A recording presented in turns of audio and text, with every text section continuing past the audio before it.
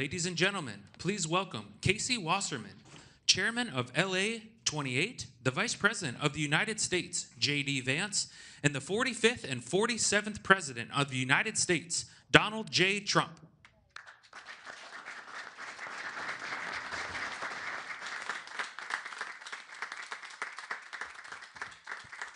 Thank you very much, everybody. It's a big day for a lot of reasons, and it's an honor to have you in this very nice venue across the street from the White House.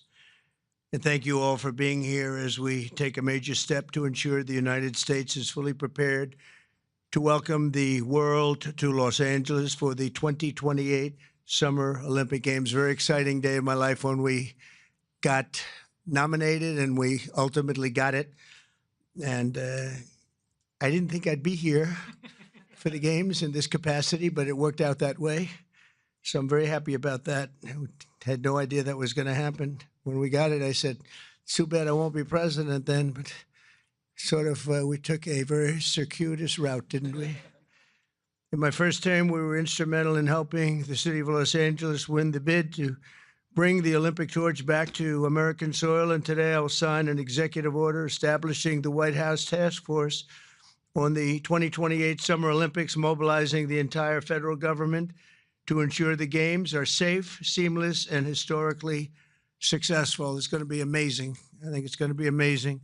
America is a nation of champions, and in July 2028, we'll show the world what America does best, and that's win. We're winning like we have never won before. You see that all the time. A year ago, we were not a country that was doing well, and now we're the hottest country anywhere in the world. I want to recognize several members of the task force, including our great Vice President, J.D. Vance. J.D., thank you very much. Thank you. Our equally great Attorney General, Pam Bondi. Pam, thank you very much, Pam. Secretary of Homeland Security, Christy Kerr. Christy Kerr. Do you know who Christy Kerr is? She's a friend of mine, great golfer. Christy, no, she's a better golfer than you. That's the only thing, but you're better at a lot of other things. But I want to thank you for being here, for doing an unbelievable job, really an unbelievable job. FCC Chairman, Brendan Carr. Brendan, thank you. Thank you, Brendan. Doing a great job. White House Chief of Staff, Susie Wiles, most powerful woman anywhere in the world. She's rated the most powerful woman in the world, and I agree with that. And Deputy Chiefs of Staff, Stephen Miller. Stephen, thank you. What happened to Stephen? We never want to miss Stephen. He's an MVP candidate. Dan Scavino, another MVP. James Blair, Taylor Budovich, and Nick Luna. Thank you all. Great group of people. They're going to be very much involved. I also am grateful to be joined by two of Team USA's strongest and fastest competitors, retired gold medalist and gymnast and member of the LA 28 Athletes Council, Nastasia Lukin. Nastasia, how are you, Nastasia? Good. I don't know you, but I've watched you. You're very talented. I would not want to do what you do. This is much easier, believe me. It's incredible what you've done, along with retired gold medal Paralympian, swimmer, and board member of the U.S. Olympic Committee, Brad Snyder. Brad, thank you very much, Brad. It's a great honor. Thank you. Chairman of the 2028 Olympic Games, Casey Wasserman, a friend of mine for a long time. Casey, thank you very much. Casey, great job. It's going to be amazing. LA's a little bit different place than it was when selected, but we're going to bring it back stronger than ever. I spoke to Casey about that. He said, nope, we're going to make it better than ever. It's going to be something that's going to make it even more important as a Olympic Games. It was an interesting conversation we had as the fires were raging. Is that right? And I appreciated that very much. And CEO Reynold Hoover. Reynold, thank you very much. Thank you very much. Great honor. I also want to welcome the chair of the U.S. Olympic Committee, Gene Sykes. Gene, thank you. Thank you, Gene, very much. And thank him for recently banning men from competing in women's sports. That's a big deal. Thank you very much. It's amazing the way I don't hear any applause for that when everyone feels it. It's a 97. Don't worry about it. That's a 97-3. It's not 80-20. It's 97-3. But nobody wants to clap. It's crazy. The United States will not let men steal trophies from women at the 2028 Olympics. So we appreciate the fairness and everything else that you've shown. Also with us today is LA 28 board member Reince Priebus and also Kevin McCarthy. I want to thank Kevin McCarthy and Reince. Thank you, Reince. And thank you, Kevin. And the LA Olympics is shaping up to be a wonderful moment for America. It's going to be incredible. It's so exciting. And with today's action, I'm directing the Department of State, the Department of Justice, the Department of Homeland Security, the FBI, the Secret Service, the Department of Transportation, and many other departments and agencies to use every tool at their disposal to ensure a fantastic, safe, and beautiful event. In 2028, the Olympics is bringing back our national pastime, baseball. Wow, that's great. With teams playing under the lights at the legendary Dodger Stadium, and it is legendary. It's beautiful, one of the most beautiful. Squash players will go head-to-head inside the world-famous Universal Studios. Triathletes will sprint beneath the sun shining down on Venice Beach. This will be one of the great venues. I mean, when you think of it, right? It's going to be so incredible. Soccer teams will face off at the legendary Rose Bowl. Sailors will race through the waters near the port of Los Angeles, and the opening ceremony will take place at the beautiful Memorial Coliseum, just like the Olympics of 1932 and 1984. That was something. Those were very important Olympics. 1932 was a very important Olympics, wasn't it, huh? For 8 straight consecutive summer games, no one has won more medals than Team USA, which is incredible. We want to keep it that way. Over the years, Team USA has won triple the number of Summer Olympic gold medals as the next closest country, and I'm confident that that's going to continue in 2028. That's an amazing achievement, by the way. Between the LA Olympics and the FIFA World Cup next year, we have the World Cup and we have the Olympics, got them both. It's a great time to be a sports fan in America. And maybe, you know, I don't want to say most importantly, but it is a celebration of 250 years. We have our 250th anniversary also during the year. And it's going to be between the three of them. I think there'll be no other time that we've ever had in our history like that. So I'd like to ask the LA Olympics Chairman, Casey Wasserman, to say a few words. And I appreciate it very much, Casey. Great job you've done. Thank you very much.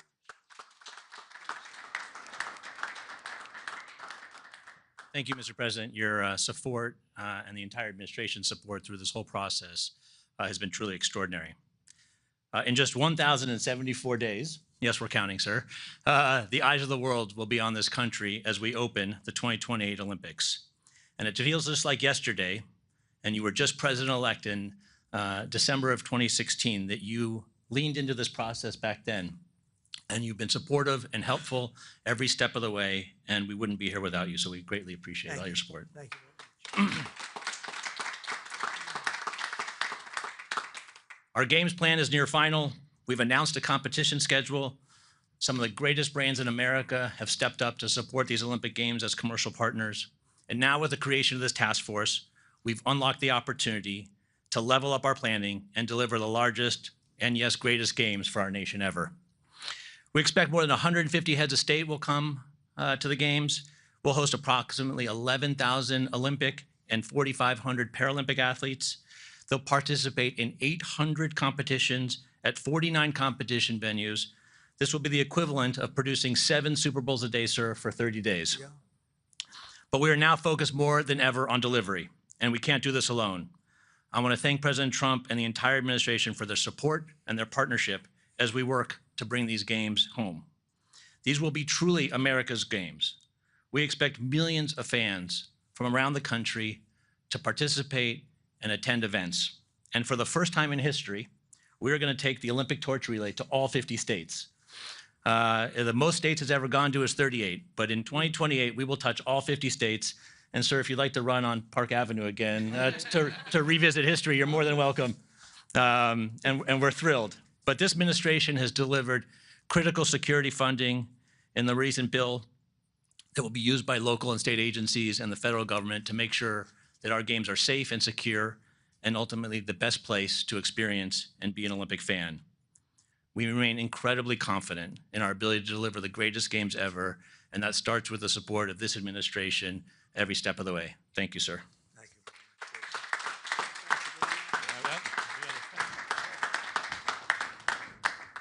So we don't have trophies in the Olympic movement, but as you know, 1984 hosted the Olympics in Los Angeles, Right. and someone we admire, President Reagan, both of us, presided over those, and you will preside over our games. So we have for you a full set of the 84 original medals.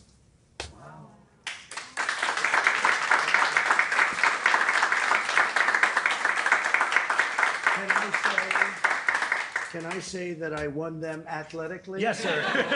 That would be a great Yes. honor. That's beautiful. Thank you sir. very much. Thank I you very appreciate much. it. Thank Thank you. you. Thank you very much. Appreciate it. You all set? Yep.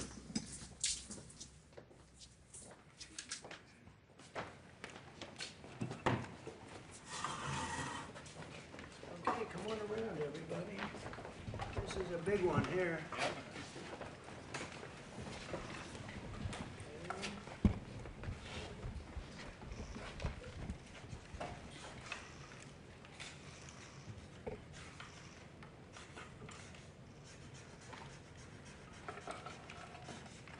Pam, no auto pen.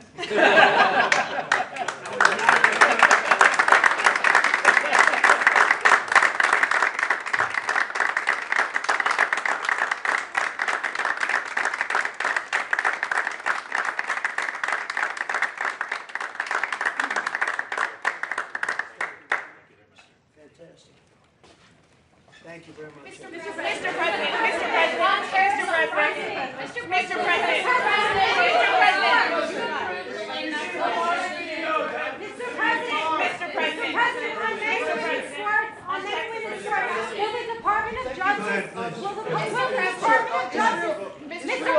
Will the Department of Justice press charges against any men that are posing as women? Excuse me.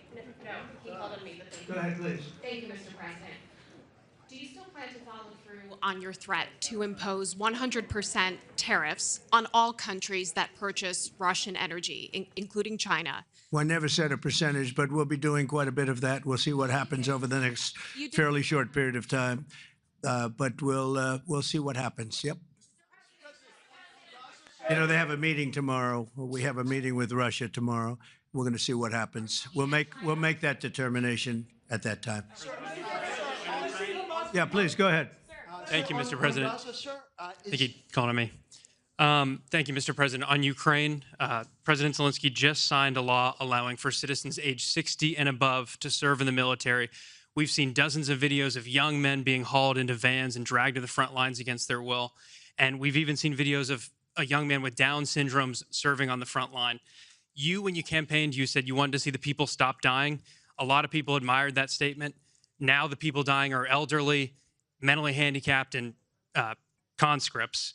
So even if a ceasefire doesn't work out, why should Americans continue to fund a foreign military that's scraping the bottom of the barrel of its population like this? Well, you have to understand very importantly, this is Biden's war. This is not my war. I'm here to get us out of it. It's a mess, and I'm here to get us out. I haven't heard that when you say about 60-year-old men and, et cetera. But this is Biden's war, and we're working very hard to get us out. I stopped 5 wars in the last 5 months, actually, and I'd like this to be the 6th, frankly, and that doesn't even include Iran, with, obliterating their nuclear haul, because they would have had nuclear weapons within 2 months. But stopped a lot of wars. You just take a look at the ones just over the last 2 or 3 months. It's been amazing. This is the one I'm trying to stop. This is the one we're working hardest on. The other ones I stopped within a matter of days, almost every one of them, including India and Pakistan. And I could go over the whole list, but you know the list as well as I do. But this is the one we'd like to see. I haven't not heard that, but this is Biden's war. And it's a war that he got us into, or indirectly got us into. It should have never happened. It would have never happened had I been president. Yeah, next to you. Thank you, Mr. President. Would you support Israel reoccupying all of Gaza, as has been suggested by some Israeli officials? Well, I don't know what the suggestion is. I know that we are there now trying to get people fed. As you know, $60 million was given by the United States fairly recently to supply food and a lot of food, frankly, for the people of Gaza that are obviously not doing too well with the food. And I know Israel's going to help us with that in terms of distribution and also money. We also have the Arab states are going to help us with that in terms of the money and possibly distribution. So that's what I'm focused on. As far as the rest of it, I really can't say. That's going to be pretty much up to Israel. Yeah, please. Go ahead, please. Thank you. On transgender athletes in the Olympics, back to the safety, especially of female combat boxers, will the Department of Justice considering pressing charges against any man that tries to masquerade as a woman coming into this country to beat up American athletes?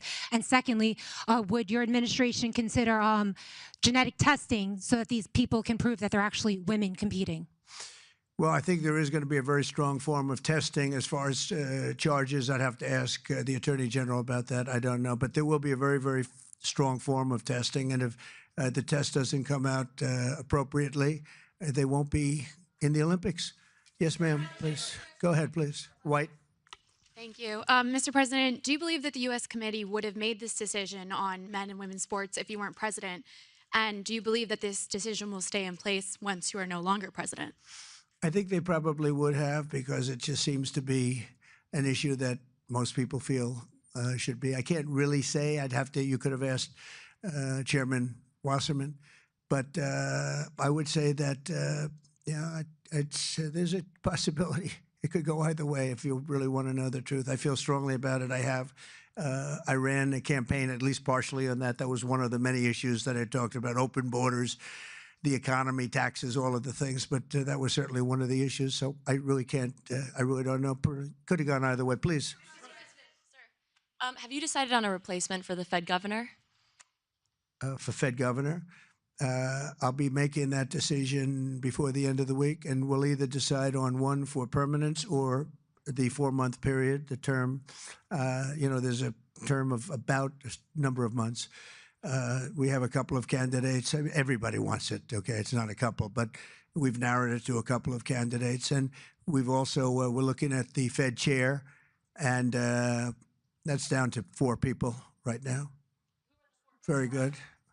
Well, I can tell you, because I've already said there's 2 Kevins and 2 other people, okay? Brian? Thank you, Mr. President. This has to do with the safety aspect of the Olympics. What can you do as a president to ensure that Southern California, the greater Los Angeles area, is safe from any fire danger, that the state clears away brush in state parks, the reason why this last fire happened in Pacific Palisades? What can you ensure for that? Well, as you know, Brian, we have, I've been fighting with them for a long time about allowing the water to come down from the Pacific Northwest, essentially. And we actually opened up that water pretty strongly. We got a lot of opposition from the governor, and we opened it up anyway, and the water is coming down. That we want it opened further. They have a lot of water. They send it out into the Pacific Ocean in order to protect the smelt. It's a little tiny fish that's not doing very well, especially when they don't have water. They really do badly, okay? But it's a fish, environmentally protected, even though it's in many other areas. I think they just use that as an excuse to smelt. You'll check that out. But I think it's just an excuse. They've got to allow full water, and they're working with Lee Zeldin is really helping us a lot. But they've got to allow a full complement of water to come down from the Pacific Northwest. There is so much water. If Gavin Newsom let the water come down, see the way I pronounced his name properly for a change, if this guy allowed the water to come down from the Pacific Northwest, they have so much water they don't know what to do with it. All of those sprinklers would have gone on. All of those people with those beautiful houses with sprinklers in the ceilings and with the water, the fire pumps outside, all that water, they didn't have any water because they wouldn't let the water come down. There's so much water there. At first, when I got involved with this issue in my first term, I said to the congressman, they took me up because they wanted to show me the fields where they could farm 10 times more product. You'd see 100 acres, and you'd see 1 acre or 2 acres, beautiful green. It's very vibrant soil, but they don't give it the water that it's entitled to. And I said, oh, they have a drought? I said, no, they told me we don't have a drought. They don't. The Democrats don't allow the water to come down into the farms and into anywhere. By the time it gets down even into certain parts of California, it's fed out stupidly into the Pacific Ocean. If that water were allowed, so we broke into it and we allowed it to come down, and it come down at a higher level, and we want that, and we're demanding that of the governor. The other thing is, we'll do anything necessary to keep the Olympics safe, including using our National Guard or military. Okay? No, I will use the National Guard or military. This is going to be so safe, and if we have to, because obviously you have a mayor that is not very competent. She can't get the permits for the people. You know, the people are still waiting for their permits. Lee Zeldin got them the federal permit, which is 10 times harder to get, and everybody can build on the federal basis, and that's the hard one. But the mayor, Bass, she refuses to or cannot get them permits. They're waiting. And I was there right after the fires, and I saw all these beautiful people standing by their homes, ready to get in and get to work. And they're waiting for their permits, and they're still waiting for their state permits and city permits. It's a disgrace. It's a disgrace. Redress, yes, ma'am. Thank you, Mr. President. Thank you. India says that the U.S. imports Russian uranium, chemicals, fertilizers, while criticizing their energy imports. Your response to that, sir? I don't know anything about it. I'd have to check, but we'll get back to you on that. Yeah, please. Mr. President. Yeah, go ahead. Have you seen the Hamas-released video of Israeli hostage Avitar David starving and being forced to dig his own grave in a Hamas tunnel? I have, yeah. I think it's horrible. I think it's horrible. And I hope a lot of people do get to see it, as bad as it is, because I think it's a horrible thing. Yeah, behind you, please. Mr. President, yes. Can you speak to just how, this drop-off in foreign-born workers is going to benefit Americans, and will it force American companies to pay fairer wages to American workers? Well, we want to take care of our American workers, and first and foremost, and that's what we're doing. We also want to help our farmers, because our farmers are producing like never before. We have to help them. And we're working out some very complicated strategies and language, but the main thing that I think I was elected to do is to get the illegals out of our country, who are especially in particular criminals. 11,888 murderers were allowed into our country with Biden's open border policy, with our border czar, who never spoke to the Border Patrol, never went to the border one time. That's Kamala. And think of it. We have murderers. We have people coming in from all countries all over the world, from prisons in the Congo and Africa, from prisons all over South America, all over rough parts of Europe, all over Asia. They're pouring into our country. Not anymore. So we just announced we had our third consecutive month where we were rated 0 people. And these are, frankly, very liberal people that make up these charts. So I don't know what's wrong with them. They seem to not be doing their job for the Democrats. But I'm honored by the fact that they say it. We're very tough on the border, and people can come into our country, but they have to come in legally. So I think that we've done an amazing job, actually. But we have to get the criminals out of our country: murderers, drug dealers, gang members. They emptied prisons into our country. It's one of the reasons, I think, even beyond the economy, it's one of the reasons I got elected. It's really maybe the number one. I was between the economy and that. But, as I said before, our nation is doing really well, but we have to get these really bad people. They should have never been allowed in our country. Open border policy is for fools. We're the only country in the world with an open borders policy, but we don't have that anymore. We had 0 now for 3 months in a row. Peter? Thank you very much, President Trump. Nice to see you got off the roof all right. Yeah. You said this morning that you probably won't be running for a 3rd term.